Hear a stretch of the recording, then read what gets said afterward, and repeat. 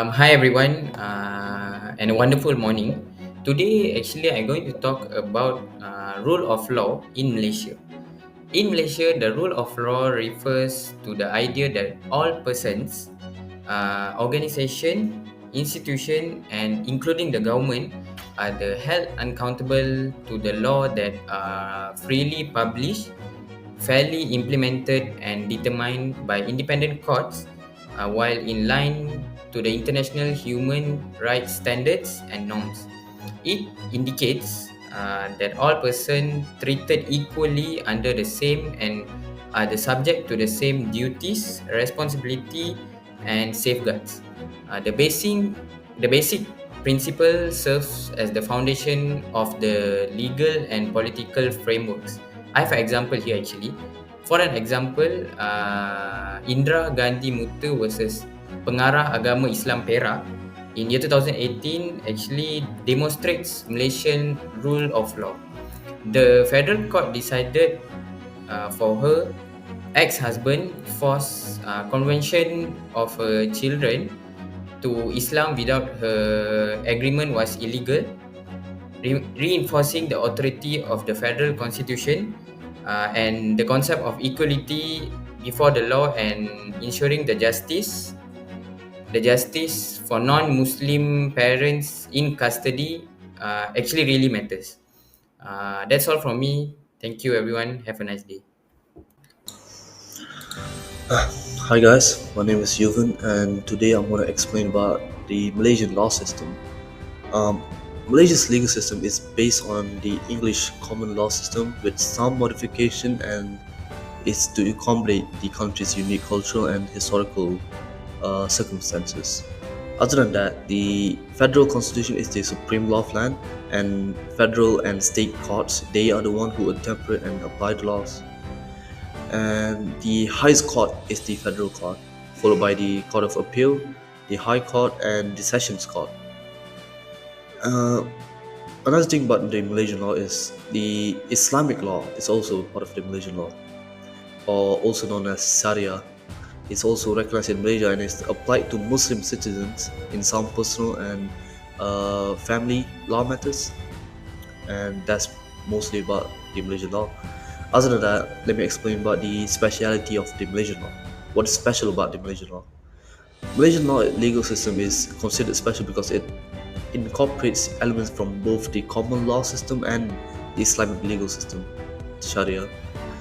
This results in a unique blend of legal principles and practices that are not found in many other countries, only in Malaysia and some other Muslim Islamic countries. Additionally, the recognition of the Islamic law in Malaysia adds another layer of complexity to the legal system, as Sharia principles and rules must be integrated with the common law in certain areas, such as family and personal law matters. Overall, in conclusion, the Malaysian legal system is unique due to its blend of common law and Islamic law and also the customary law and its adaptation to the cultural and historical context of the country. And that's all from me. Thank you. Hi, my name is Vishnu, and today I will explain about the Malaysian law system. So, what is the common law system? So, common law system is a legal system that originated in England and is now used in many countries, including United States, Canada, and Australia. It is based on the idea of judicial precedence, which means that court decisions and interpretations of the law created binding rules for the future cases with similar circumstances. In a common law system, the role of the judiciary is crucial, as judges interpret and apply the law and their decisions become binding precedent in the future cases. The system also emphasizes individual rights and freedoms, and also the importance of the fair and impartial legal process. So the common law system is often contrasted with the civil law system, which is based on written laws and courts rather than judicial precedents. So Malaysian law is primarily classified into two main categories, which is written law and unwritten law. So what is the written law? So written law means status and legal provisions that are officially enacted a law by an organ with the law-making powers.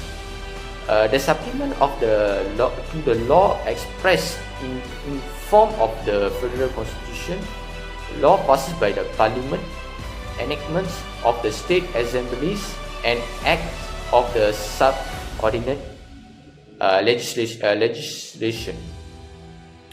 Written law is the commonest sources of law, and its use and just the certainty and uniform of application of the law.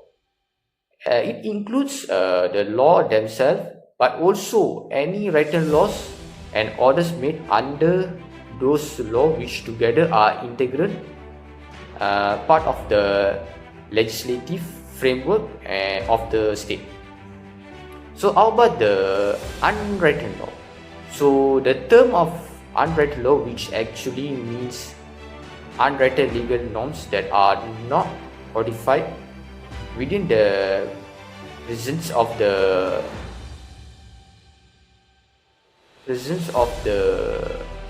country. However, it comprises within the binding law. These are customs, judicial decisions, and usages prevailing in the country. Unwritten law is an integral part of the legal system in Malaysia, including personal law such as women, family, and inheritance, where such as aspects of the legal orders as customs or may play a paramount role. Further, this custom can also be arise from the decision of the judicial organs around which future cases will revolve, creating a paradigm shift in the way the law is practiced and interpreted in Malaysia. So that's all from me. Thank you. Hi everyone, I am Al Shaddai. So I'm going to talk about the Islamic legal system in Malaysia. The legal system, also known as Sharia law, it's a religious legal system based on the principle of Islamic scripture and tradition. It governs various aspects of Muslim life, including personal conduct, family, and financial transactions, and criminal law. Sharia law derives from Quran and Hadith, sayings and actions of Prophet Muhammad, which involves the interpretation and applications Islamic law by scholars and judges. In countries that have Islamic legal system, Sharia law is often integrated with the civil or common law system, but its application can be varied depending on the interpretation and implementation by individual governments. Some countries apply law in strict and literal manner, while others have adapted to meet the need of modern society. However, the application of Sharia law remains a controversial and decisive issue in many Muslim majority countries and around the world. So that's all from me. Thank you so much. In conclusion, the balance between constitutional supremacy and the rule of law in Malaysia is independent on the judiciary's active engagement in the pursuit of a more creative and bold interpretation of the constitution. It should basically be highlighted that while the courts have the constitutional capacity to oversee the other two institutions, their oversight has been mostly absent in reality of the law.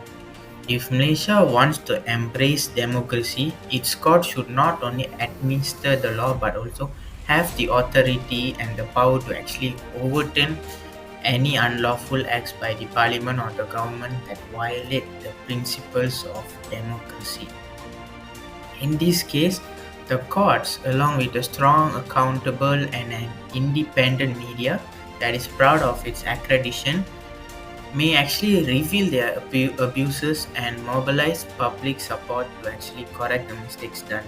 Unfortunately, general issues with press freedom and political dominance pose significant barriers to the development of a more fair society.